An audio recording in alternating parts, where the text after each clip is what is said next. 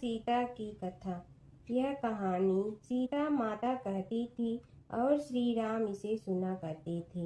एक दिन श्री राम भगवान को किसी काम के लिए बाहर जाना पड़ा, तो सीता माता कहने लगी कि भगवान, मेरा तो 12 वर्ष का नित्य नियम है। अब आप बाहर जाएंगे तो मैं अपनी कहानी किसे सुनाऊंगी।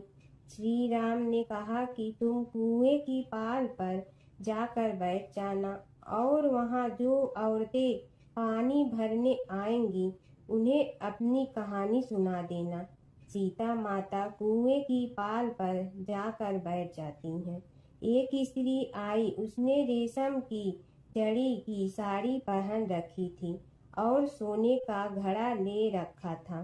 सीता माता उसे देख कहती हैं कि बहन, मेरा 12 वर्ष का नित्य सुन लो। पर वह स्त्री बोली कि मैं तुम्हारा नित्य सुनूंगी तो मुझे घर जाने में देरी हो जाएगी और मेरी सास मुझसे लड़ेंगी।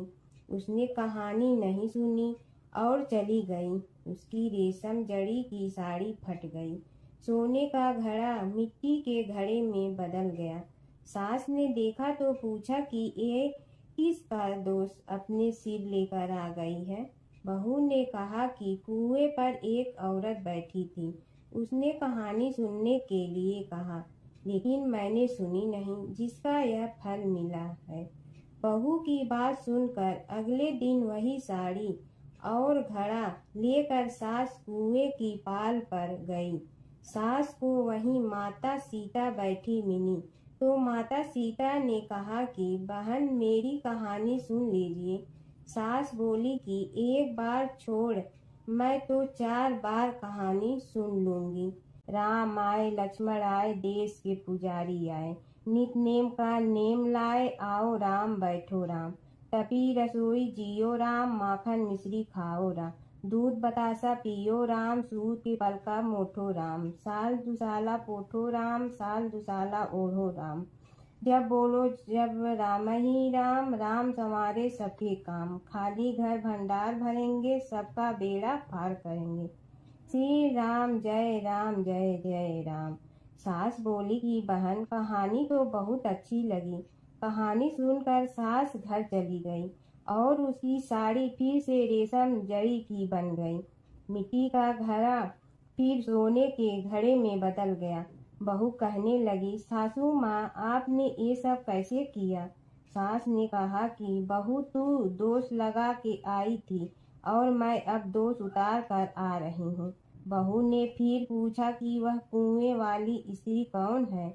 सास बोली कि वे सीता माता थीं।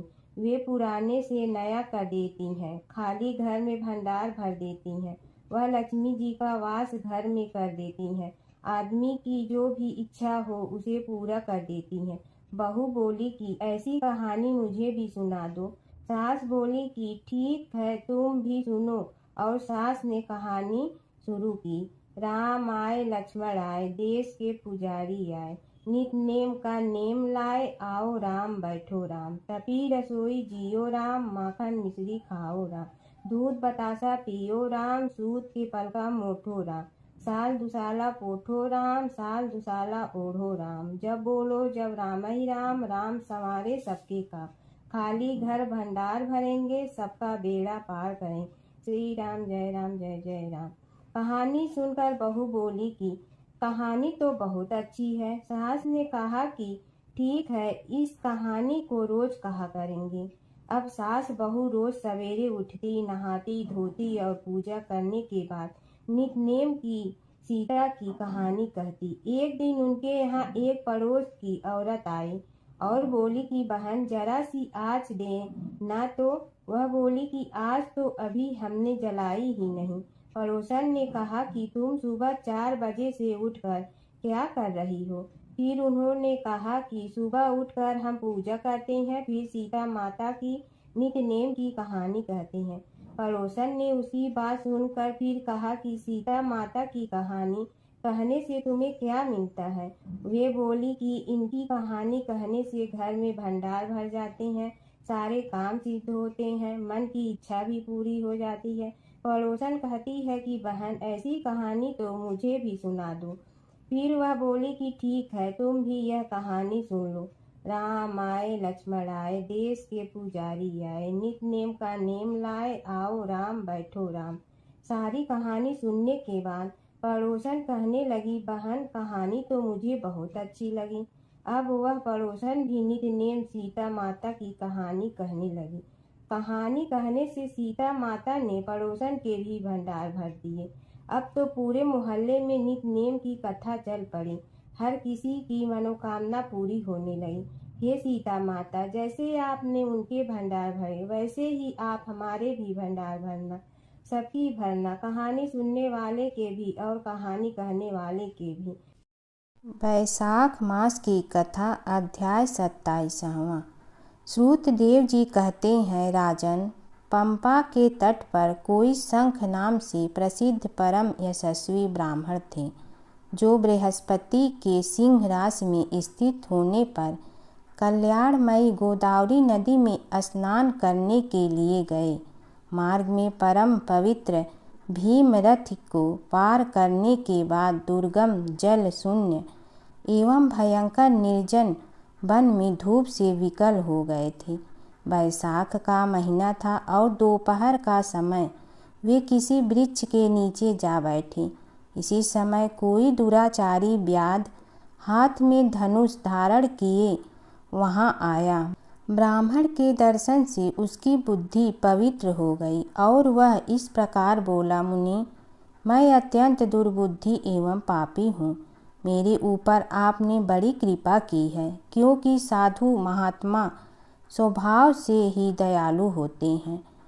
कहा, मैं नीच कुल में उत्पन्न हुआ व्याध और मेरी ऐसी पवित्र बुद्धि, मैं इसे केवल आपका ही उत्तम अनुग्रह मानता हूँ। साधु बाबा, मैं आपका शिष्य हूँ, कृपा पात्र हूँ। साधु पुरुषों का समागम होने पर मनुष्य फिर कभी दुख को नहीं प्राप्त होता। अतः आप मुझे अपने पाप नाशक वचनों द्वारा ऐसा उपदेश दीजिए जिससे संसार बंधन से छूटने की इच्छा रखने वाले मनुष्यों अनायास ही भवसागर से पार हो जाते हैं। साधु पुरुषों का चित्त सबके प्रति समान होता है। वे सब प्राणियों के प्रति दयालु होते हैं। उनकी दृष्टि में न कोई नीच है न ऊंच, न अपना है न पराया। मनुष्य संतप्त होकर जब जब गुरुजनों से उपाय पूछता है, तब तब वे उसी संसार बंधन से छुड़ाने वाले ज्ञान का उपदेश करते हैं। जैसे गंगा जी मनुष्यों के पाप का नाश करने वाली है, उसी प्रकार मूढ़ जनों का उद्धार करना साधु पुरुषों का स्वभाव ही माना गया है।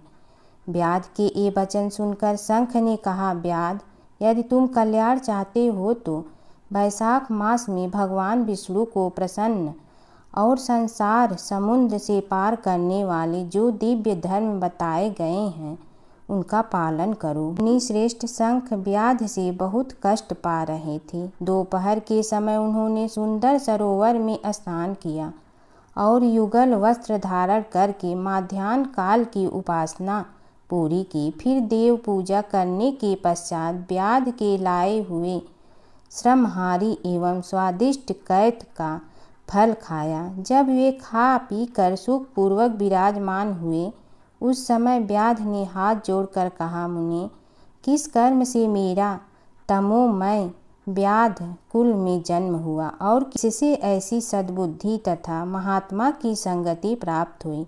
प्रभु, यदि आप ठीक समझे तो मैंने जो कुछ पूछा है वह तथा अन्य जानने योग्य बातें भी मुझसे कहिए। तुलसी माता की कथा। पुरानी समय की बात है। एक परम सुंदर और पतिव्रता स्त्री थी जिनका नाम था वृंदा। वे भगवान विष्णु की परम भक्त थी और उनका विवाह राक्षस राजा जलंधर से हुआ था। जलंधर बहुत शक्तिशाली था और उसकी शक्ति का रहस्य था उसकी पत्नी वृंदा की अटूट पतिव्रता धर्म। जब तक वृंदा अपने पति के प्रति सच्ची और समर्पित रही, तब तक कोई भी देवता जलंधर को पराजित नहीं कर सकता था। देवताओं ने कई बार प्रयास किया लेकिन जलंधर अजेय रहा। तब सभी देवता भगवान विष्णु के पास गए और उनसे सहायता मांगी। भगवान विष्णु ने एक लीला रची। वे जलंधर का रूप धारण करके वृंदा के सामने प्रकट हुए। वृंदा ने उन्हें अपना पति समझकर उनका सत्कार किया, लेकिन जैसे ही वृंदा को सच्चाई का पता चला, उनका पतिव्रता धर्म भंग हो गया।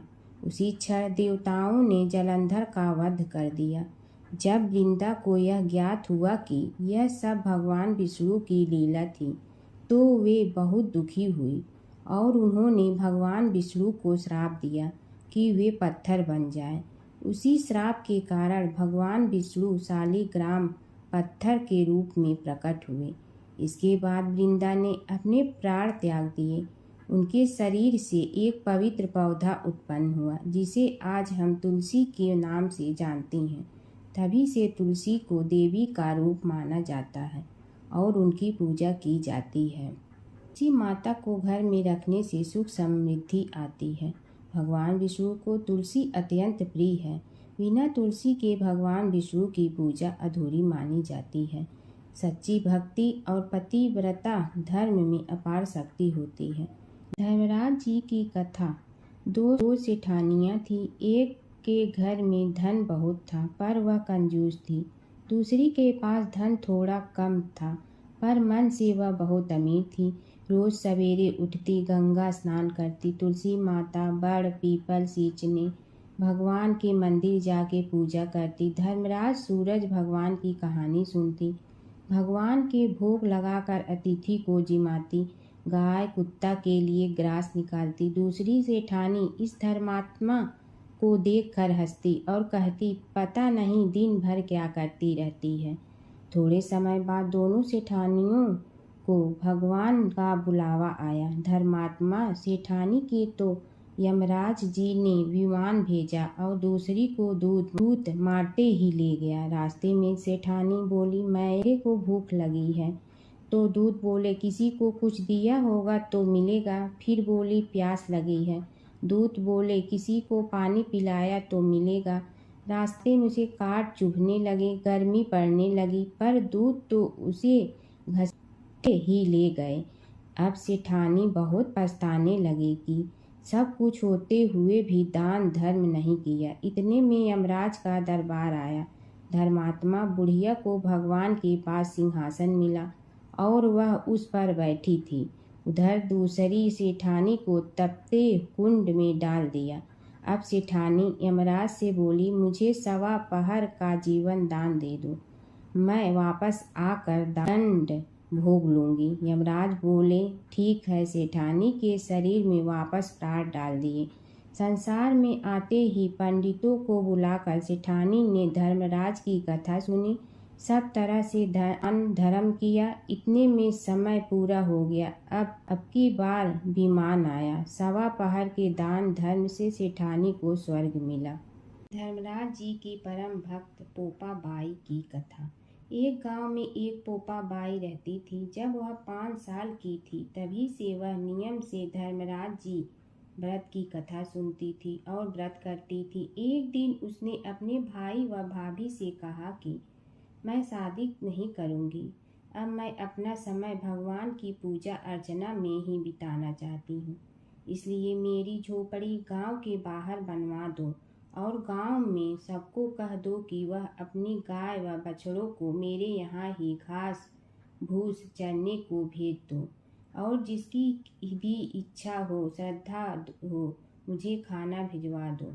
एक दिन नगर का राजा शिकार खेलने जंगल में आया और गांव के बाहर जंगल के पास बनी झोपड़ी देखकर रुक गया। झोपड़ी के पास जाकर उसने आवाज लगाई कि कौन है, लेकिन भीतर से कोई आवाज न आने पर वह लगातार दरवाजा खटखटाता रहा।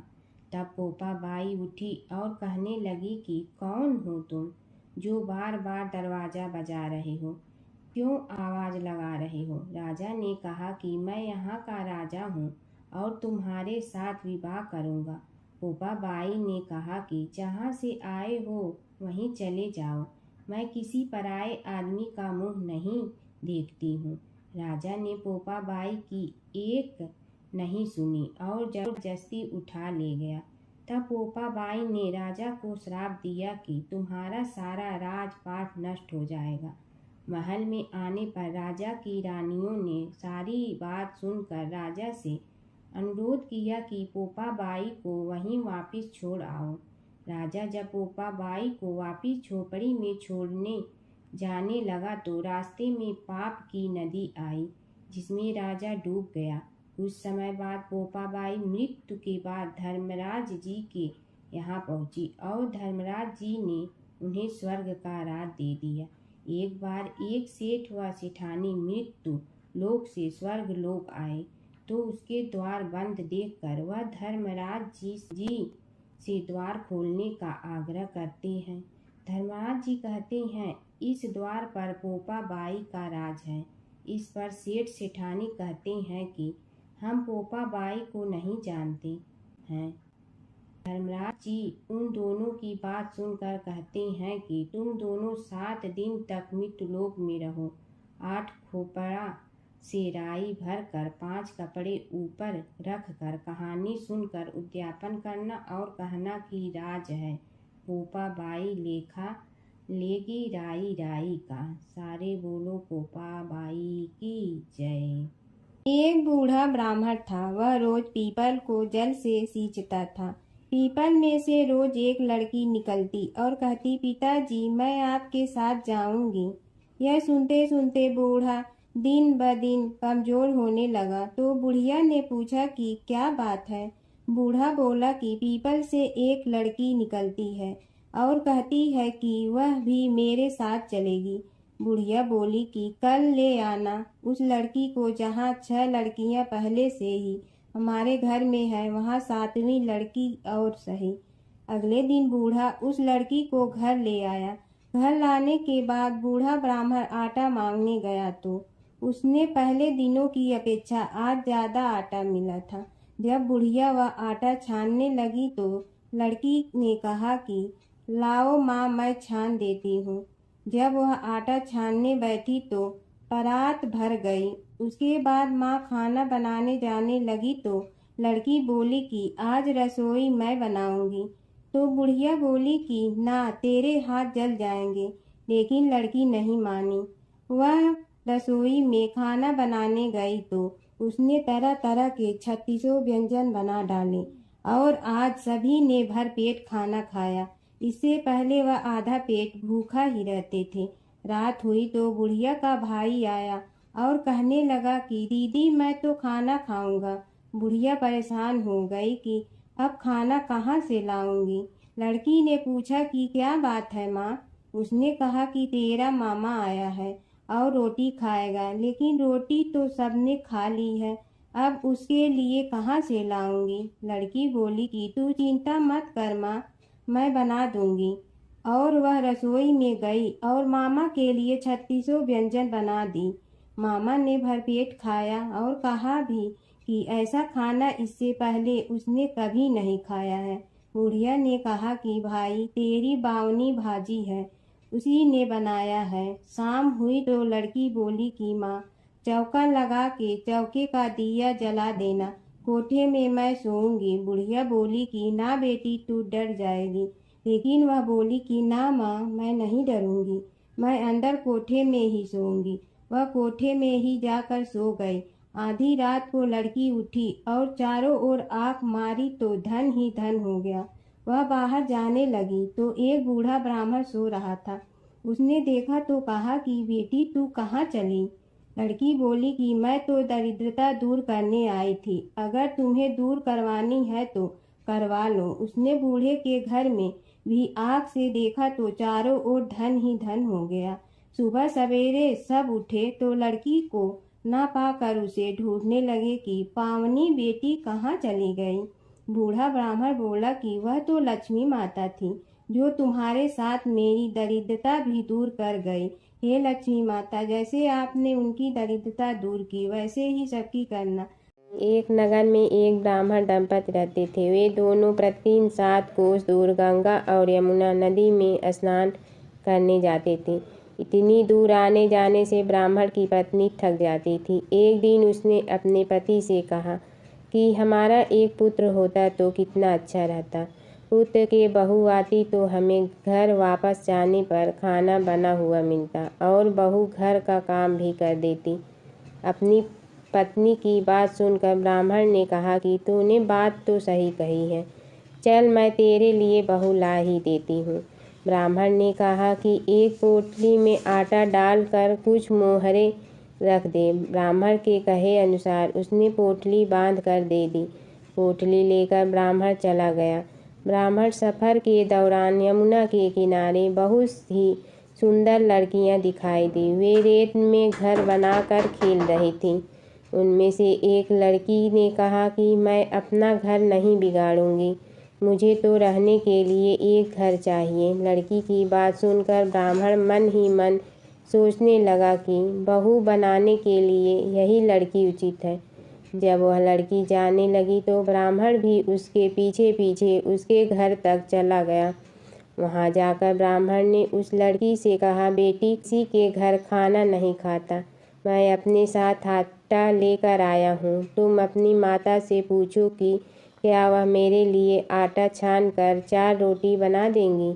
यदि वह मेरा आटा छान कर रोटी बनाएंगी तो ही मैं रोटी खा लूँगा। लड़की ने जाकर अपनी माँ को ये सारी बात बताई। माँ ने कहा, उचित है, जाकर ब्राह्मण देव से कह दो कि वह अपना आटा दे, मैं रोटी बना दूंगी। जब वह आटा छानने लगी तो आटे में से मोहरे निकली। वह सोचने लगी कि जिसके आटे में इतनी मोहरे हैं उसके घर में कितनी मोहरे होंगी। जब ब्राह्मण खाना खाने बैठा तो लड़की की माँ ने उस ब्राह्मण से पूछा, क्या आपका कोई लड़का है और क्या आप उस लड़के की सगाई करने जा रहे हो।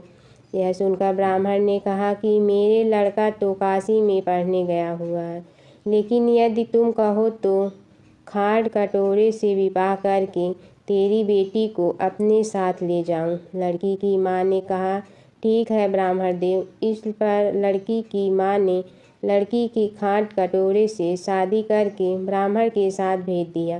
ब्राह्मण ने घर आकर कहा, रामू की माँ, दरवाज़ा खोल कर देख, मैं तेरे लिए बहू लेकर आया हूँ।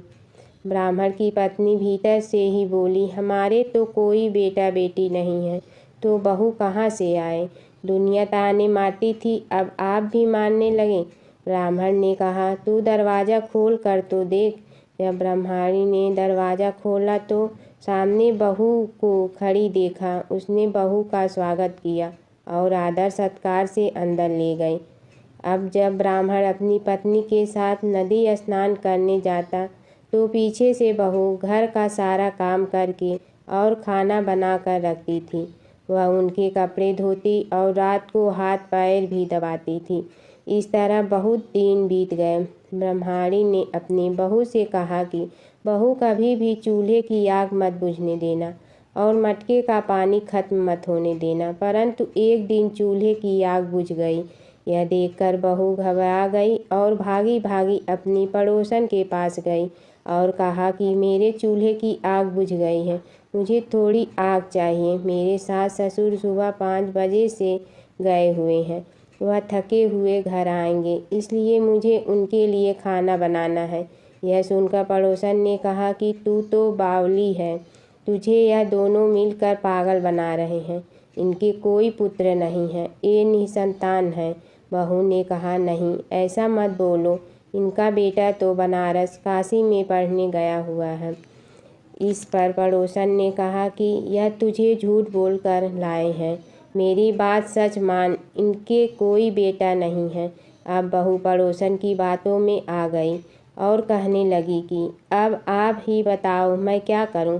पड़ोसन ने कहा कि क्या है, जब तुम्हारे सास ससुर आए तो जली हुई रोटियां बना कर देना और बिना नमक की दाल बना कर देना। खीर की करछी दाल में और दाल की करछी खीर में डाल देना। पड़ोसन ने उसे अच्छे से सिखा पढ़ा दिया। फिर जब उसने सास ससुर घर आए तो उसने न तो उनका आदर सत्कार किया, ना ही उनके कपड़े धोए। जब उसने सास ससुर को खाना दिया तो सास बोली, बहू आज यह रोटियां जली हुई क्यों हैं और दाल भी अलुनी है। तब बहू ने पलट कर कहा कि एक दिन ऐसा खाना खा लोगे तो कुछ बिगड़ नहीं जाएगा। तुम्हारा सास ससुर को खड़ी खोटी सुनाकर वह फिर से पड़ोसन के पास गई और बोला कि अब आगे क्या करना है। पड़ोसन ने कहा कि अब तुम सातों कोठों की चाबी मांग लेना। अगले दिन जब भी स्नान करने के लिए जाने लगे तो बहू अड़ गई कि मुझे तो सातों कोठों की चाबी चाहिए। तब ससुर ने कहा कि इसे चाबी दे दो। तब सास ने बहू को चाबी दे दी। सास ससुर के जाने के बाद जब बहू ने दरवाजे खोले तो देखा कि किसी में अन्न भरा है, किसी में धन भरा है और किसी कोठे में बर्तन पड़े हैं। जब उसने सबसे ऊपर का 7वां कोठा खोला तो देखा कि शिव जी, पार्वती माता, लक्ष्मी, गणेश जी, पीपल पथवारी, कार्तिक के ठाकुर, राई, दामोदर, तुलसी जी का बिड़वा, गंगा, यमुना और 33 कोटि देवी देवता विराजमान है। वहीं पर एक लड़का चंदन की चौकी पर बैठा माला जप रहा है। यह सब देखकर उसने लड़के से पूछा कि तुम कौन हो। तब लड़का बोला कि मैं तेरा पति हूँ, अभी दरवाज़ा बंद कर दे, जब मेरे माता पिता आएंगे तब दरवाज़ा खोलना। यह सब देखकर बहू बहुत खुश हुई और 16 श्रृंगार कर सुंदर वस्त्र पहनकर अपने सास ससुर का इंतजार करने लगी। उसने अपने सास ससुर के लिए अच्छे अच्छे पकवान बनाए। जब उसके सास ससुर घर पर आए तो उसने उनका आदर सत्कार किया और प्रेम पूर्वक खाना खिलाया और हाथ पैर दबाने लगी। पैर दबाते दबाते बहू ने कहा कि माँ, आप इतनी दूर गंगा यमुना स्नान करने के लिए जाती हो तो आप थक जाती हो, इसलिए आप घर पर ही स्नान क्यों नहीं कर लेती। यह सुनकर सास कहने लगी कि बेटी, गंगा यमुना घर पर तो नहीं बहती हैं। तब उसने कहा, हाँ माँ जी, बहती हैं, चलो मैं आपको दिखाती हूँ। जब बहू ने 7वां कोठा खोल कर दिखाया तो उसमें शिव जी, पार्वती जी, गणेश जी, लक्ष्मी जी, पीपल पथवारी, कार्तिक के ठाकुर, राई, दामोदर, तुलसी जी का बिड़वा, गंगा यमुना बह रही थी और 33 कोटि देवी देवता विराजमान हैं। वहीं चौकी पर बैठा एक लड़का माला जप रहा है। माँ ने उसे देखकर कहा कि बेटा, तुम कौन हो। लड़का बोला, माँ, मैं तेरा बेटा हूँ। तब ब्रह्माणी ने पूछा कि तू कहाँ से आया है। लड़के ने जवाब दिया कि मुझे कार्तिक ने भेजा है। माँ ने कहा, बेटा, यह संसार कैसे मानेगा कि तू मेरा बेटा है। माँ ने कुछ विद्वान पंडितों से मदद मांगी। पंडितों ने कहा, इस पार बहू बेटा खड़े हो जाए और उस पार माँ खड़ी हो जाए। माँ ने चमड़े की अंगिया पहनी हो और छाती में से दूध की धार निकलकर बेटे की दाढ़ी मूछ भिगे और पवन पानी से गठजोड़ा बंधे, तब मानेंगे कि यह इस माँ का बेटा है। उसने ऐसा ही किया। चमड़े की अंगिया फट गई और छाती में से दूध की धार निकलकर बेटे की दाढ़ी मूछ भीग गई। पवन पानी से बहू बेटे का गठजोड़ा बंध गया। यह सब देखकर ब्राह्मण और उसकी पत्नी की खुशी का ठिकाना न रहा। जमुना की कहानी। प्राचीन समय में एक गांव था जिसमें 2 बहनें रहा करती थी। एक बहन का नाम गंगा था तो दूसरी बहन का नाम जमुना था। एक बार दोनों बहनें एक साहूकार के खेत से गुजर रही थी तो जमुना ने 13 दाने जौ के तोड़ लिए, जिसे देख गंगा बोली कि तुझे तो ग्रहण लग गया, तूने चोरी की है। इस पर जमुना बोली कि अब मेरा ग्रहण कैसे धुलेगा। गंगा ने कहा कि तुझे 12 साल तक साहूकार के यहाँ नौकरी करनी पड़ेगी, तभी तेरा पाप धुलेगा और ग्रहण से मुक्ति मिलेगी। जमुना साहूकार के यहाँ नौकरी के लिए जाती है और अपने लिए काम मांगती है। साहूकार उसे काम पर रख लेता है, लेकिन काम करने से पहले जमुना उसे कहती है कि मैं सारे काम करूंगी लेकिन 4 काम नहीं करूंगी। जूठे बर्तन नहीं मांजूंगी, झाड़ू नहीं लगाऊंगी, बिस्तर नहीं बिछाऊंगी और दिया नहीं जलाऊंगी। 12 साल के बाद कुंभ का मेला लगा तो साहूकारनी भी कुंभ नहाने जाने लगी। जमुना ने उसे जाते देख कहा कि कुंभ के मेले में मेरी बहन गंगा मिलेगी तो उसे यह सोने का टक्का दे देना, इससे वह अपने हाथों में सुंदर चूड़ियां पहन लेगी। साहूकारनी ने कुंभ के मेले में गंगा को वह सोने का टका दे दिया। गंगा ने उनसे वह टका लेते हुए कहा कि मेरी बहन को कहना कि उसके 12 वर्ष पूरे हो गए हैं, अब वह वहां वापिस आ जा। साहूकार व साहूकारनी वापिस घर आए तब जमुना मटके में पानी भर रही थी। दोनों जमुना से बोले कि हमने सोने का वह टका तेरी बहन गंगा को दे दिया था और उसने कहा है कि तेरे 12 वर्ष पूरे हो गए हैं, इसलिए अब तुम वापिस जाओ। यह समाचार सुनते ही जमुना सहस्त्र धारा में बदल गई और बहने लगी। जमुना जी का यह रूप देखकर साहूकार और साहूकारनी परेशान हो गई थी। हमारे घर में जमुना माता ने काम किया, हमें तो अब ग्रहण लग गया है, हम यह ग्रहण कैसे उतारेंगे। जमुना भागकर गंगा माता के पास चली गई। गंगा ने जमुना से पूछा कि तुम साहूकार साहूकारनी से कुछ कहकर आई हो या ऐसे ही बिना बताए आ गई। तब जमुना बोली कि मैं तो कुछ भी बताकर नहीं आई हूँ। गंगा ने कहा कि जा उन्हें धीरज दे आ, नहीं तो उन्हें जीवन भर असंतोष ही रहेगा।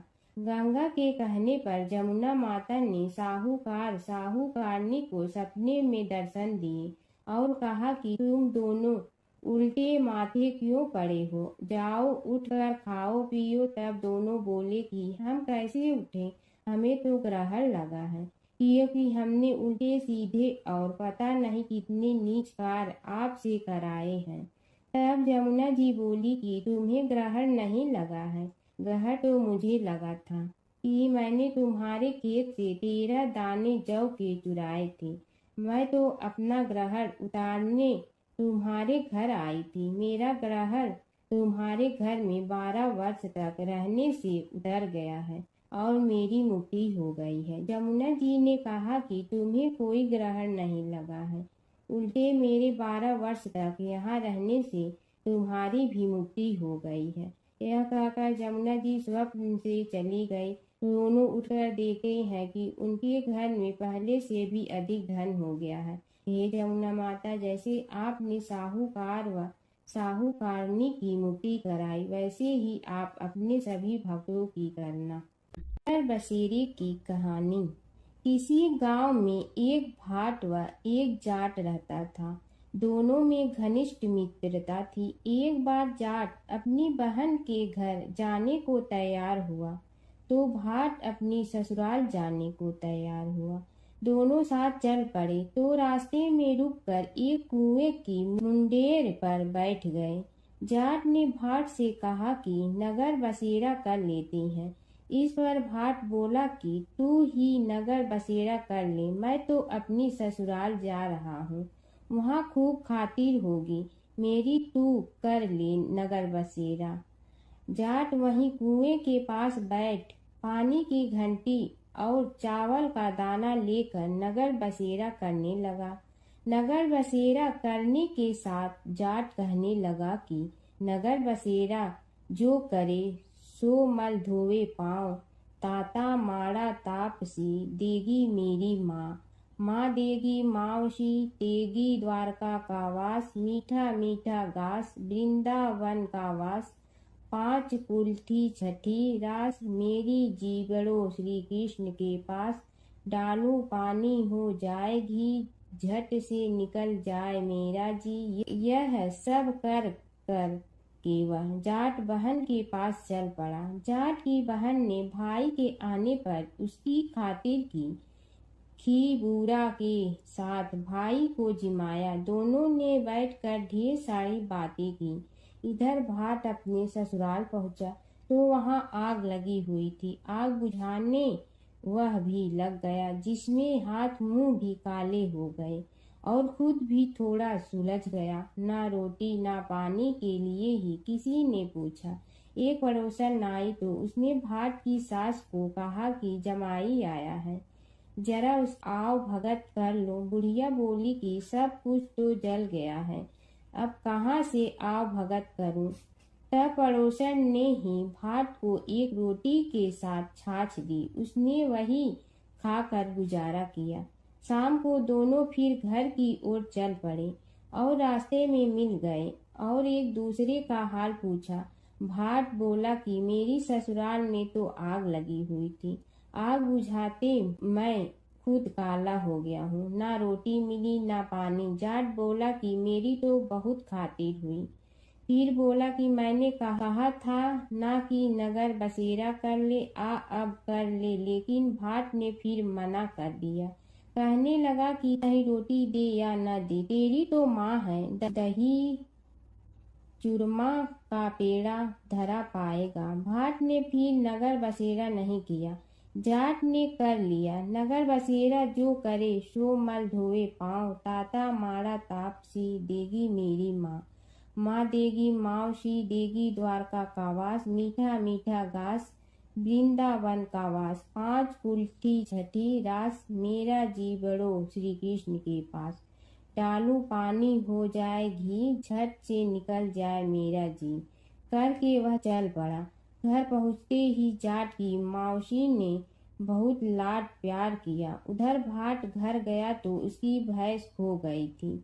बाप एक लाठी रखे तो दूसरी उठाए और कहने लगा कि ससुराल गया तो आग लगा दी, अब यहाँ आया तो भैंस खो दी। बाप ने कहा कि पहले भैंस लेकर आ, तभी रोटी पानी मिलेगा। सारा दिन भाट भैंस ढूंढता रहा, लेकिन उसे भैंस नहीं मिली। जाट और भाट की मुलाकात फिर से बाजार में हो गई। जाट ने भाट के हाल चाल पूछे तो भाट बोला कि आते ही भैंस खो गई, बस उसी दिन से भैंस ढूंढ रहा हूँ। रोटियां का तो पूछो ही मत। जाट ने कहा कि मैंने तो पहले ही कहा था कि नगर बसेरा कर ले। जाट की बात सुनकर भाट बोला कि तेरे नगर बसेरे में इतनी ताकत है तो चल अब कर लेते हैं। दोनों ने बैठकर नगर बसेरा किया। नगर बसेरा जो करे सो मल धोवे पाँव, ताता मारा तापसी देगी मेरी माँ, माँ देगी मौसी देगी द्वारका का वास, मीठा मीठा घास वृंदावन का वास, 5 कुल्ठी छठी रास, मेरा जीवड़ो श्री कृष्ण के पास। डालू पानी हो जाए घी, झट से निकल जाए मेरा जी। दोनों के नगर बसेरा करने पर भाट जैसे ही आगे बढ़ा तो उसकी खोई भैंस मिल गई, जिसे लेकर घर पहुंचा। घर पहुंचते ही माँ ने कहा कि लड़के को आते ही घर से निकाल दिया, सारे दिन से ये भूखा प्यासा भटक रहा है। यह कहकर उसकी माँ ने उसको खूब खिलाया पिलाया। इस घटना के बाद सारे नगर में ढिंढोरा पिटवा गया कि कब कोई अपने पीहर या सास रे आते जाते नगर बसेरा करें। जैसे भाट को नगर बसेरा करने का फल मिला, वैसे ही हर किसी को मिले। गणेश और बुढ़िया माई की कथा। एक बुढ़िया थी, वह बहुत ही गरीब और दृष्टिहीन थी। उसके एक बेटा और बहू थे। वह बुढ़िया सदैव गणेश जी की पूजा किया करती थी। एक दिन गणेश जी प्रकट होकर उस बुढ़िया से बोले, बुढ़िया माँ तू जो चाहे सो मांग ले। बुढ़िया बोली, मुझे तो मांगना नहीं आता, कैसे और क्या मांगूं? तब गणेश जी बोले, अपने बहू बेटे से पूछ कर मांग ले। तब बुढ़िया ने अपने बेटे से कहा, गणेश जी कहते हैं तू कुछ मांग ले, बता मैं क्या मांगूं? पुत्र ने कहा, माँ तू धन मांग ले। बहू से पूछा तो बहू ने कहा, नाती मांग ले। तब बुढ़िया ने सोचा कि ये तो अपने अपने मतलब की बात कर रहे हैं, अतः उस बुढ़िया ने पड़ोसन से पूछा तो उन्होंने कहा, बुढ़िया तू तो थोड़े दिन जियोगी, क्यों तू धन मांगो और क्यों नाती मांगे? तू तो अपनी आँखों की रोशनी मांग ले, जिससे तेरी जिंदगी आराम से कट जाए। इस पर बुढ़िया बोली, यदि आप प्रसन्न है तो मुझे 9 करोड़ की माया दे, निरोगी काया दे, अमर सुहाग दे, आँखों की रोशनी दे, नाती दे, पोता दे और सब परिवार को सुख दे और अंत में मोक्ष दे। यह सुनकर तब गणेश जी बोले, बुढ़िया माँ तुमने तो हमें ठग लिया। फिर भी जो तूने मांगा है वचन के अनुसार सब तुझे मिलेगा। और यह कहकर गणेश जी अंतर ध्यान हो गए। उधर बुढ़िया माँ ने जो कुछ मांगा वह सब कुछ मिल गया। हे गणेश जी महाराज, जैसे तुमने उस बुढ़िया माँ को सब कुछ दिया वैसे ही सबको देना। बुढ़िया माई को मुक्ति दी तुलसी माता की कथा। एक बुढ़िया माई तुलसी जी को सींचती और कहती कि हे तुलसी माता, सत की दाता, मैं तेरा बिडला सींचती हूँ, मुझे बहू दे, पीताम्बर की धोती दे, मीठा मीठा घास दे, बैकुंठा में वास दे, चटक की चाल दे, पटक की मोत दे, चंदन का काठ दे, रानी सा राज दे, दाल भात का भोजन दे, 11 की मौत दे, कृष्ण जी का कंधा दे। तब तुलसी माता यह सुनकर सूखने लगी। तो भगवान ने पूछा कि हे तुलसी, तुम क्यों सूख रही हो? तुलसी माता ने कहा कि एक बुढ़िया रोज आती है और यही बात कह जाती है, मैं सब बात तो पूरा कर दूंगी, लेकिन कृष्ण का कंधा कहाँ से लाऊंगी? तो भगवान बोले, जब वो मरेगी तो मैं अपने आप कंधा दे आऊँगा, तू बुढ़िया माई से कह देना। जब बुढ़िया माई मर गई, सब लोग आ गए। जब माई को ले जाने लगे तो वह किसी से न उठी। तब भगवान एक 12 बरस के बालक का रूप धारण करके आए। बालक ने कहा, मैं कान में एक बात कहूँगा तो बुढ़िया माई उठ जाएगी। बालक ने कान में कहा, बुढ़िया माई मन की निकाल ले, पीताम्बर की धोती ले, मीठा मीठा घास ले, बैकुंठा का वास ले, चटक की चाल ले, पटक की मोत ले, कृष्ण जी का कंधा ले। यह सुनकर बुढ़िया माई हल्की हो गई। भगवान ने कंधा दिया और बुढ़िया माई को मुक्ति मिल गई। हे तुलसी माता, जैसे बुढ़िया माई को मुक्ति दी वैसे सबको देना। बंदरी की कहानी। बैसाख मास की पवित्र कथा। एक राजा था। वह बैसाख माह में प्रतिदिन ब्रह्मा मुहूर्त में उठकर गंगा जी में स्नान करता था। राजा का आदेश था कि मुझसे पहले गंगा जी में कोई भी स्नान नहीं करेगा। राजा जब गंगा जी में स्नान करने जाते तो उन्हें प्रतिदिन शांत जल के स्थान पर हिलता हुआ हलचल युक्त जल दिखाई देता था। तो राजा को संदेह होता था कि निश्चय ही मुझसे पहले कोई प्रतिदिन गंगा जी में स्नान करता है। अतः राजा ने नदी के तट पर पहरेदार बिठा दिया। गंगा जी के तट पर एक वृक्ष था। उस पर एक बंदरिया रहती थी। वह प्रतिदिन राजा के स्नान करने से पूर्व स्नान करके वृक्ष पर चढ़कर बैठ जाती थी। इस प्रकार होते होते पूरा बैसाख माह व्यतीत हो गया, किंतु अंतिम दिन राजा के सिपाही ने देख लिया और उस बंदरिया को पकड़कर राजा के पास ले गए और कहा कि यह बंदरिया आपसे पूर्व प्रतिदिन गंगा जी में स्नान करती है। उधर राजा की प्रतिज्ञा थी कि यदि कोई भी स्त्री मुझसे पूर्व स्नान करती होगी तो मैं उससे विवाह कर लूंगा। इसलिए राजा को बंदरिया के साथ विवाह करना ही पड़ा। बैसाख स्नान के पुण्य से बंदरी के गर्भ ठहर गया। 9 मास पूर्ण होने पर बंदरी ने राजा से पूछा कि शिशु जन्म के समय मुझे क्या करना चाहिए। तब राजा ने महल में एक घंटी लगवा दी और बंदरिया से कहा कि जब तुम्हें दर्द हो तो उसे बजा देना, मैं संपूर्ण प्रबंध कर दूंगा। राजा की अन्य रानियां भी थीं, उनकी कोई संतान नहीं थी। बंदरिया को गर्भ है यह समाचार जानकर अन्य रानियां मन ही मन बंदरिया से ईर्ष्या करने लगी और भावी संतान का नाश करते हेतु विभिन्न योजनाएं बनाने लगी। घंटी लगी देखकर एक रानी ने बंदरिया से इसका कारण पूछा। बंदर ने संपूर्ण वृतांत बता दिया। रानी ने बहकाया कि यह एक बार घंटी बजाकर तो देख ले कि राजा आते हैं या नहीं। बंदरी ने घंटी बजाई तो राजा दौड़े दौड़े महल में आए और घंटी बजाने का कारण पूछा। इस पर बंदरी ने उत्तर दिया कि मैंने तो रानियों के कहने पर घंटी बजाई थी। तब रानियों ने राजा से कहा कि यह तो पशु और न जाने कितनी बार घंटी बजाएगी। इस प्रकार कहकर उन्होंने घंटी को हटवा दिया। कुछ दिनों बाद बंदरी के शिशु जन्म का समय आया तो उसने अन्य रानियों से पूछा कि मैं क्या करूं? तब रानी ने कहा कि तुम आंखों पर पट्टी बांधकर सो जाओ। बंदरी के वैशाख माह के स्नान के पुण्य प्रताप के रूप में एक सुंदर पुत्र हुआ। शिशु के जन्म होते ही उसके रोने से पूर्व ही रानियों ने उसे एक टोकरी में रखकर दासी को दे दिया और आदेश दिया कि इसे नदी में बहा कर आओ, और उस शिशु के स्थान पर एक पत्थर रख दिया। राजा को भी कहलवा दिया कि बंदरी ने एक पत्थर को जन्म दिया। राजा ने सुना तो उन्होंने भी संतोष कर लिया है कि जब दूसरी रानियों के संतान नहीं है तो यह तो बंदरी है, इसके क्या संतान होगी। उधर दासी ने उस सुंदर सुशील शिशु को नदी में न बहाकर कुम्हार के खंडर में रख दिया। दूसरे दिन कुम्हार कुम्हारी खंडर में आए तो वहां एक सुंदर शिशु को रोता हुआ देखा। कुम्हार कुम्हारिन भी निसंतान थे। उन्होंने उस शिशु को अपने लिए भेजी गई भगवान की भेंट माना और बड़े प्रेम से शिशु का पालन पोषण करने लगे।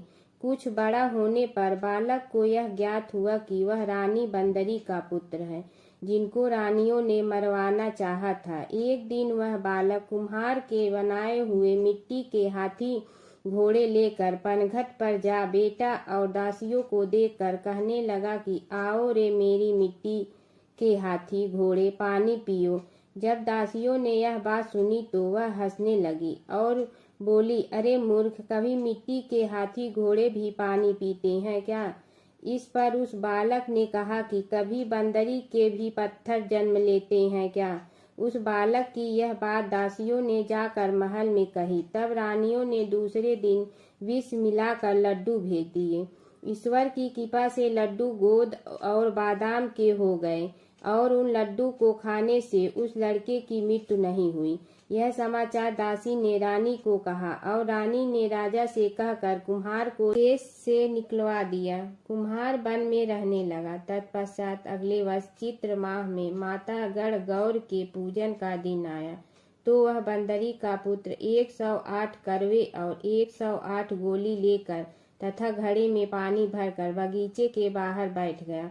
उधर राजा की और साहूकार की पुत्रियां गढ़गौर बनाने के लिए मिट्टी लेने के लिए आई। तब बगीचे में खेलने और झूलने लगी। इस कारण कुछ समय बाद उन्हें प्यास लगी। तब उन्होंने उस बंदरी के पुत्र से जल पिलाने के लिए कहा तो उस बालक ने उत्तर दिया कि मेरे पास एक गोली है, उसे खाते जाओ और मेरी चारों ओर फेरे लगाती जाओ, तब मैं तुम्हें जल पिलाऊंगा। इस पर पहले तो कन्याओं ने मना किया, किंतु प्यास तीव्र होने के कारण मान गए। इस प्रकार गोली खाने और उस युवक के साथ फेरे लेने से वह गर्भवती हो गई।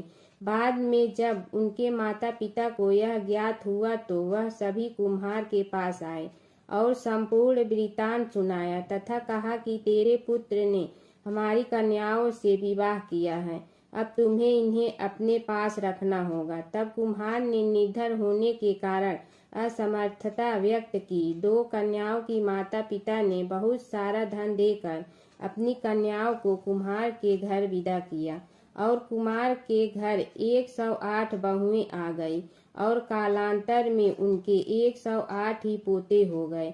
कुम्हार ने समस्त नगरी को भोजन हेतु निमंत्रण दिया और राजा को भी बुलवा दिया। राजा के यहाँ से रानी बंदरी के अतिरिक्त सब भोजन हेतु पधारे।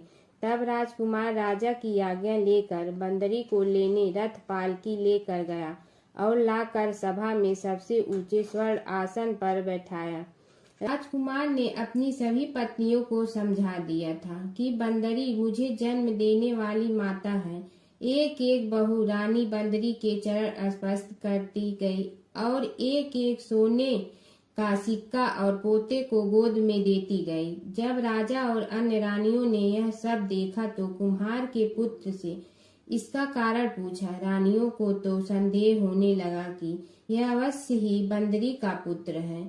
इसलिए रानी और रूठ कर राजा को कहने लगी कि कुम्हार के पुत्र ने हमारा अपमान किया है और बंदरी का सम्मान किया है, अतः हम लौट कर जा रहे हैं। इधर राजा को पुत्र के जन्म का संपूर्ण रहस्य ज्ञात हो गया, इसलिए उन्होंने रानियों को देश निकाल दिया और अपनी सभी पुत्र वधु एवं पुत्रों को लेकर महल में आया और राजकुमार का राज तिलक हुआ। कुम्हार कुम्हारिन को राजकुमार ने महल में रहने के लिए निवेदन किया, किंतु वह नहीं माने। तब राजा ने उन्हें ढेर सारा धन दे दिया। वैशाख स्नान का इतना महत्व है तो सबको वैशाख स्नान करना चाहिए। बंदरी ने वैशाख स्नान किया तो उसे राजा का राज्य, पुत्र, बहुएं आदि प्राप्त हुई है। ईश्वर जैसे बंदरी को पुण्य मिले, इस प्रकार हमें भी पुण्य देना। एक समय की बात है कि विष्णु भगवान का विवाह लक्ष्मी जी के साथ निश्चित हो गया।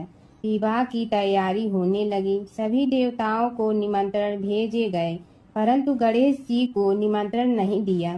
कारण जो भी रहा हो, अब भगवान विष्णु की बारात जाने का समय आ गया। सभी देवता अपनी पत्नियों के साथ विवाह समारोह में आए। उन सब ने देखा कि गणेश जी कहीं दिखाई नहीं दे रहे हैं।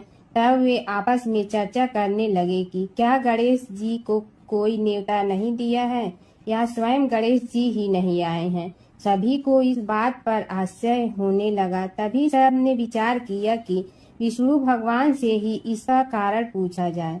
विष्णु भगवान से पूछने पर उन्होंने कहा कि हमने गणेश जी के पिता भोलेनाथ महादेव को न्योता भेजा है।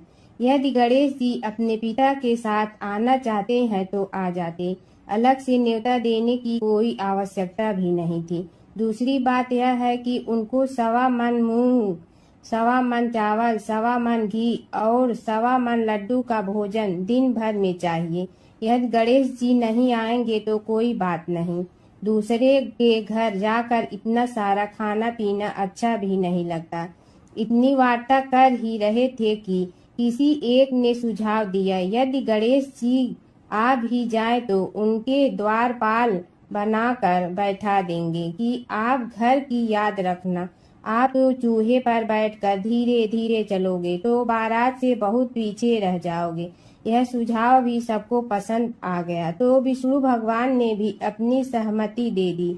होना क्या था कि इतने में गणेश जी वहां आ पहुंचे और उन्हें समझा बुझा कर घर की रखवाली करने बैठा दिया गया। बारात चल रही थी, तब नारद जी ने देखा कि गणेश जी तो दरवाजे पर ही बैठे हुए हैं, तो वे गणेश जी के पास गए और रुकने का कारण पूछा। गणेश जी कहने लगे कि विष्णु भगवान ने मेरा बहुत अपमान किया है। नारद जी ने कहने लगे कि अपनी मूसक देना को आगे भेज दे तो वह रास्ता खोद देगी, जिससे उनके वाहन धरती में धंस जाएंगे। तब आपको सम्मान पूर्वक बुलाना पड़ेगा। अब तो गणेश जी ने अपनी मूसक सेना जल्दी से आगे भेज दी और सेना ने जमीन पोली कर दी। जब बारात वहां से निकली तो रथों के पहिए धरती में धंस गए। लाख कोशिश करे परंतु पहिए नहीं निकले। सभी ने अपने अपने उपाय किए परंतु पहिए तो नहीं निकले, बल्कि जगह जगह से टूट गए। किसी की समझ में नहीं आ रहा था कि अब क्या किया जाए। तब तो नारद जी ने कहा, आप लोगों ने गणेश जी का अपमान करके अच्छा नहीं किया। यदि उन्हें मना कर लाया जाए तो आपका कार्य सिद्ध हो सकता है और यह संकट टल सकता है। शंकर भगवान ने अपने दूत नंदी को भेजा और वे गणेश जी को लेकर आए। गणेश जी का आदर सम्मान के साथ पूजन किया। तब कहीं रथ के पहिए निकले। अब रथ के पहिए निकल के परंतु टूट फूट गए तो उन्हें सुधारे गए। पास के खेत में खाती काम कर रहा था, उसे बुलाया गया। खाती अपना कार्य करने के पहले श्री गणेशाय नमः कहकर गणेश जी की वंदना मन ही मन करने लगा। देखते ही देखते खाती ने सभी पहियों को ठीक कर दिया। तब खाती कहने लगा कि हे देवताओं, आपने सर्वप्रथम गणेश जी को नहीं मनाया होगा और न ही उनकी पूजन की होगी, इसीलिए तो आपके साथ यह संकट आया है। हम तो मूर्ख अज्ञानी हैं, फिर भी पहले गणेश जी को पूजते हैं, उनका ध्यान करते हैं। आप लोग तो देवतागण हैं, फिर भी आप गणेश जी को कैसे भूल गए। अब आप लोग भगवान श्री गणेश जी की जय बोल कर जाएं तो आपके सब काम बन जाएंगे और संकट कट जाएंगे। ऐसा कहते हुए बारात वहां से चल दी और विष्णु भगवान को लक्ष्मी जी के साथ विवाह संपन्न करा के सभी सकुशल घर लौट आए। हे गणेश जी महाराज, आपने विष्णु को जैसे कारज सारियो ऐसे कारज सबको सिद्ध कर जो। बोलो गजानन भगवान की जय। प्राचीन काल की बात है। एक नगर में धर्मपाल नाम का एक निर्धन किंतु अत्यंत धर्मनिष्ठ व्यक्ति रहता था। वह न तो अधिक पूजा पाठ जानता था और न ही उसके पास धन था, परंतु उसके हृदय में भगवान विष्णु के प्रति अपार श्रद्धा थी। प्रतिदिन प्रातः स्नान कर भगवान विष्णु का स्मरण करता और तुलसी दल अर्पित करता। तब भी वह हरि नाम का जाप करता रहता। एक दिन किसी कारणवश वह पूजा न कर सका। मन में ग्लानि हुई और रात को उसने भगवान विष्णु से क्षमा याचना की। उसी रात उसे स्वप्न में विष्णु ने दर्शन दिए और कहा, हे भक्त, जो भी व्यक्ति श्रद्धा से मेरा स्मरण करता है, मैं उसके सभी पाप हर लेता हूँ। भक्ति में विधि नहीं, भाव प्रधान होता है। कुछ समय बाद धर्मपाल के जीवन की सभी कठिनाइयाँ दूर हो गई। उसके घर में सुख शांति और समृद्धि आ गई। अंत समय में उसे वैकुंठ लोक की प्राप्ति हुई। विष्णु भगवान की कथा। एक नगर में एक सेठ व एक सेठानी रहते थे और सेठानी रोज विष्णु भगवान की पूजा करती थी। सेठ को उसका पूजा करना बिल्कुल अच्छा नहीं लगता था। इसी वजह से एक दिन सेठ ने सेठानी को घर से निकाल दिया। घर से निकलने पर वह जंगल की ओर गई तो देखा 4 आदमी मिट्टी खोदने का काम कर रहे थे। उसने कहा कि मुझे नौकरी पर रख लो। उन्होंने उसे रख लिया, लेकिन मिट्टी खोदने से सेठानी के हाथों में छाले पड़ गए और उसके बाल भी उड़ गए। वह आदमी कहते हैं कि बहन, लगता है तुम किसी अच्छे घर की महिला हो। तुम्हें काम करने की आदत नहीं है। तुम एक काम रहने दो और हमारे घर का काम कर लिया करो। वह चारों आदमी उसे अपने साथ घर ले गए और वह 4 मुट्ठी अनाज लाते और सभी बांट कर खा लेते। एक दिन सेठानी ने कहा कि कल से 8 मुट्ठी अनाज लाना। अगले दिन वह 8 मुट्ठी अनाज लाए और सेठानी पड़ोसन से आग मांग लाई। उसने भोजन बनाया, विष्णु भगवान को भोग लगाया, फिर सभी को खाने को दिया। सारे भाई बोले कि बहन, आज तो भोजन बहुत स्वादिष्ट बना है। सेठानी ने कहा कि भगवान का जूठा है तो स्वाद तो होगा ही। सेठानी के जाने के बाद सेठ भूखा रहने लगा और आस पड़ोस के सारे लोग कहने लगे कि ये तो सेठानी के भाग्य से खाता था। एक दिन सेठ अपनी सेठानी को ढूंढने चल पड़ा। उसने ढूंढते हुए वह भी उस जंगल में पहुंच गया जहां वह चारों आदमी मिट्टी खोद रहे थे। सेठ ने उन्हें देखा तो कहा कि भाई, मुझे भी काम पर रख लो। उन आदमियों ने उसे काम पर रख लिया, लेकिन मिट्टी खोदने से उसके भी हाथों में छाले पड़ गए और बाल उड़ने लगे। उसकी यह हालत देख चारों बोले कि तुम्हें काम की आदत नहीं है, तुम हमारे साथ चलो और हमारे घर में रह लो। सेठ उन चारों आदमियों के साथ उनके घर चला गया और जाते ही उसने सेठानी को पहचान लिया, लेकिन सेठानी घूंघट में थी तो सेठ को देख नहीं पाई।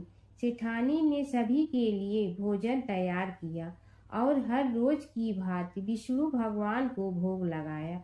उसने उन चारों भाइयों को भोजन परोस दिया, लेकिन जैसे ही वह सेठ को भोजन देने लगी तो विष्णु भगवान ने उसका हाथ पकड़ लिया। भाई बोले कि बहन, ये तुम क्या कर रही हो? वह बोली, मैं कुछ नहीं कर रही हूँ, मेरा हाथ तो विष्णु भगवान ने पकड़ लिया है। भाई बोले, हमें भी विष्णु भगवान के दर्शन कराओ। उसने भगवान से प्रार्थना की तो विष्णु जी प्रकट हो गए। सभी ने दर्शन किए। सेठ ने सेठानी से क्षमा मांगी और सेठानी को साथ चलने को कहा। भाइयों ने अपनी बहन को बहुत सा धन देकर विदा किया। जब सेठानी के साथ सेठ भी भगवान विष्णु की पूजा करने लगा और उनके परिणाम से उनका घर अन्न धन से भर गया। प्राचीन काल की बात है। नैमिषारण्य क्षेत्र में ऋषि, महर्षि और साधु संतों का समाज जुड़ा था। उसमें श्री सूत जी भी विद्यमान थे। शौनक जी ने उनकी सेवा में उपस्थित होकर निवेदन किया कि हे अज्ञान रूप घोर तिमिर को नष्ट करने में करोड़ों सूर्यों के समान प्रकाशमान श्री सूत जी, हमारे कानों के लिए अमृत के समान जीवन प्रदान करने वाले कथा तत्व का वर्णन कीजिए। हे सूत जी, हमारे हृदयों में ज्ञान के प्रकाश की वृद्धि तथा भक्ति, वैराग्य और विवेक की उत्पत्ति जिस कथा से हो सकती हो, वह हमारे प्रति कहने की कृपा कीजिए। शौनक जी की जिज्ञासा से सूत जी बड़े प्रसन्न हुए। पुरातन इतिहासों के स्मरण से उनका शरीर पुलकायमान हो रहा था। वे कुछ देर उसी स्थिति में विराजमान रहकर कुछ विचार करते रहे और अंत में बोले, शौनक जी, इस विषय में आपके चित्त में बड़ी जिज्ञासा है। आप धन्य हैं जो सदैव ज्ञान की प्राप्ति में तत्पर रहते हुए विभिन्न पुराण कथाओं की जिज्ञासा रखते हैं। आज मैं आपको ज्ञान के परम स्रोत रूप श्री गणेश जी का जन्म कर्म रूप चरित्र सुनाऊंगा। गणेश जी से ही सभी ज्ञानों, सभी विद्याओं का उद्भव हुआ है। अब आप सावधान चित्त से विराजमान हो। श्री गणेश जी के ध्यान और नमस्कार पूर्वक उनका चरित्र श्रवण करें। नमस्तस्मै गणेशाय ब्रह्मा विद्या प्रदायिनी यनागस्त्यसमः साक्षात विघ्न सागर सोषणे। कैसे हैं वे श्री गणेश जो सभी प्रकार की ब्रह्म विद्याओं को प्रदान करने वाले, अर्थात ब्रह्मा के सगुण और निर्गुण स्वरूप पर प्रकाश डालने और जीव ब्रह्मा का अभेद प्रतिपादन करने वाली विद्याओं के दाता हैं। वे विघ्नों के समुद्रों को महर्षि अगस्त्य के समान शोषण करने में समर्थ हैं। इसलिए उनका नाम विघ्न सागर शोषक के नाम से प्रसिद्ध है। मैं उन भगवान श्री गणेश जी को नमस्कार करता हूँ। प्रथम पूजा के अधिकारी श्री गणेश जी, यह कहकर सूत जी कुछ समय के लिए मौन हो गए और फिर बोले, शौनक जी, भगवान गणेश जी ही सर्वप्रथम पूजा प्राप्ति के अधिकारी हैं। किसी भी देवता की पूजा करो, पहले उनकी पूजा करो। शौनक जी ने निवेदन किया, हे भगवान, हे सूत, सर्वप्रथम यह बताने की कृपा कीजिए कि गणेश जी को प्रथम पूजा का अधिकार किस प्रकार प्राप्त हुआ। इस विषय में मेरी बुद्धि मोह को प्राप्त हो रही है कि सृष्टि रचयिता ब्रह्मा जी, पालन करता भगवान नारायण और संहार करता शिव जी में से किसी को प्रथम पूजा का अधिकारी क्यों नहीं माना गया। यह त्रिदेव ही तो सबसे बड़ा देवता माने जाते हैं। सूत जी ने कहा, शौनक जी, यह भी एक रहस्य ही है। देखो, अधिकार मांगने से नहीं मिलता, इसके लिए योग्यता होनी चाहिए। संसार में अनेकों देवी देवताएं पूजे जाते हैं। पहले जो जिसका इष्ट देव होता है वह उसी की पूजा किया करता है। इससे बड़े देवताओं के महत्व में कमी आने की आशंका उत्पन्न हो गई। इस कारण देवताओं में परस्पर विवाद होने लगा। वे उसका निर्णय प्राप्त करने के लिए शिव जी के पास पहुँचे और प्रणाम करके पूछने लगे, प्रभु, हम सब में प्रथम पूजा का अधिकारी कौन है। शिव जी सोचने लगे कि किसे प्रथम पूजा का अधिकारी माने। तभी उन्हें एक युक्ति सूझी। बोले, देवगण, इसका निपटारा बातों से नहीं तथ्यों से होगा। इसके लिए एक प्रतियोगिता रखनी होगी, शिव की परिक्रमा करने की प्रतियोगिता। देवगण उनका मुख देखने लगे, शंकित हृदय से सोचने लगे कि कैसी प्रतियोगिता रहेगी। यह शिव जी ने उनके मन के भाव ताड़ लिए, इसलिए सांत्वना भरे शब्दों में बोले, घबराओ मत, कोई कठिन परीक्षा नहीं ली जाएगी। बस इतना ही कि सभी अपने अपने वाहनों पर चढ़कर संसार की परिक्रमा करो और फिर यहाँ लौट आओ। जो पहले लौटेगा वही सर्वप्रथम पूजा का अधिकारी होगा। अब क्या देर थी, सभी अपने अपने वाहन पर चढ़कर दौड़ पड़े। किसी का वाहन गजराज था तो किसी का सिंह, किसी का भैंसा तो किसी का मृग, किसी का हंस तो किसी का उल्लू, किसी का अश्व तो किसी का श्वान। अभिप्राय यह है कि वाहनों को विविधता के दर्शन उस समय जितने भले प्रकार से हो सकते थे उतने अन्य समय में नहीं। सबसे गया बीता वाहन गणेश जी का था मूषक, उससे चूहा भी कहते हैं। ऐसे वाहन के बल भरोसे इस प्रतियोगिता में सफल होना तो क्या, सम्मिलित होना भी हास्यास्पद है। गणेश जी ने सोचा, छोड़ो, क्या होगा प्रतियोगिता में भाग लेने से, हम तो यहाँ बैठे रहकर ही तमाशा देखेंगे। वे बहुत देर तक विचार करते रहे। अंत में उन्हें एक युक्ति सूझी। शिव जी स्वयं ही जगदाता हैं, यह संसार उन्हीं का प्रतिबिंब है, तब क्यों न इन्हीं की परिक्रमा कर ली जाए। इनकी परिक्रमा करने से ही संसार की परिक्रमा हो जाएगी। ऐसा निश्चय कर उन्होंने मूषक पर चढ़कर शिव जी की परिक्रमा की और उनके समक्ष जा पहुँचे। शिव जी ने कहा, तुमने परिक्रमा पूर्ण कर ली? उन्होंने उत्तर दिया, जी हाँ। शिव जी सोचने लगे कि इसे तो यहीं घूमते हुए देखा, फिर परिक्रमा कैसे कराया। देवताओं का परिक्रमा करके लौटना आरंभ हुआ और उन्होंने गणेश जी को वहां बैठे देखा तो माथा ठनक गया। फिर भी साहस करके बोले, अरे तुम विश्व की परिक्रमा के लिए नहीं गए?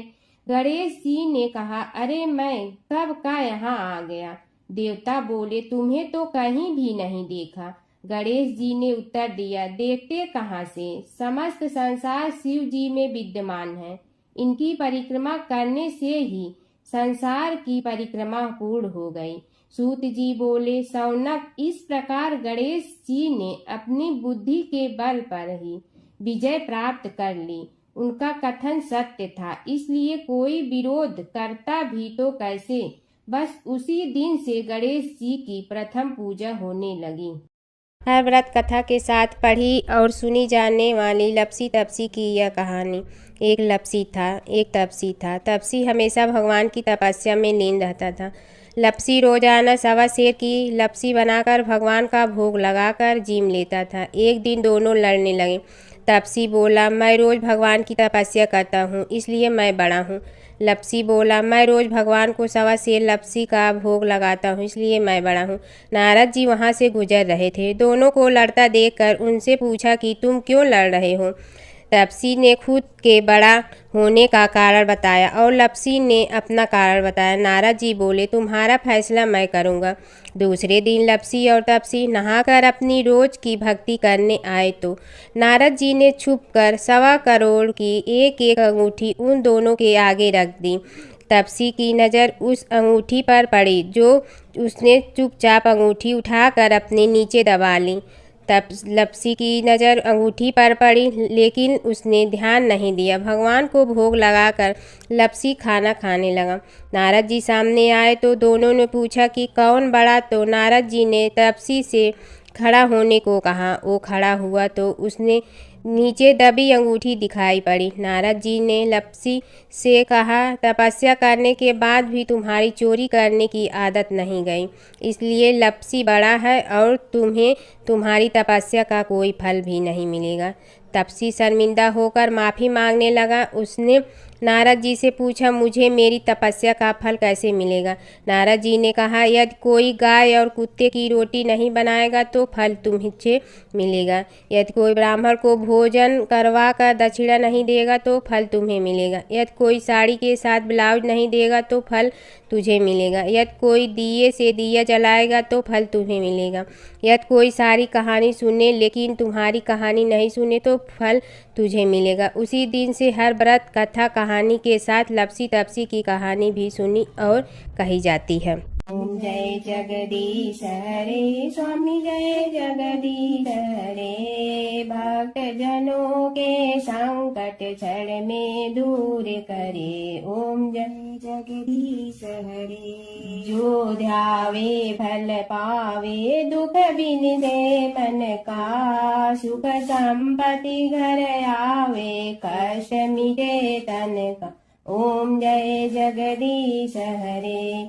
मात पिता तुम मेरे शरण कहूँ किसकी। तुम विनय और न दूजा आस करूँ जिसकी। ओम जय जगदीश हरे।